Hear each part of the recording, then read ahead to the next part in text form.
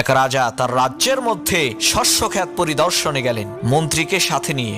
মানুষের সমান উঁচু উঁচু গম গাছ দেখে রাজা অবাক হয়ে গেলেন, কারণ এর আগে তিনি কখনোই এত লম্বা গম গাছ দেখেননি। রাজার অবাক হওয়া দেখে মন্ত্রী বলে উঠল, রাজামশাই, এই গম গাছগুলো তো ছোটই, আমাদের এলাকায় হাতের সমান লম্বা লম্বা গম গাছ হয়। রাজামশাই মন্ত্রীর এই কথা শুনে একটা মুচকি হাসি দিলেন। মন্ত্রী হাসি দেখে বুঝতে পারলেন রাজা তার কথা বিশ্বাস করেন নাই। তাই মন্ত্রী তার এলাকায় চিঠি লিখলেন যে হাতের সমান লম্বা গম গাছ পাঠিয়ে দেওয়ার জন্য। কিন্তু মন্ত্রীর এলাকার লোকেরা জানালো যে এবারের সব গম কাটা হয়ে গেছে, সামনে বছর পাঠাবে। যে কথা সেই কাজ, তার পরের বছর গম গাছ নিয়ে মন্ত্রী রাজার সামনে হাজির।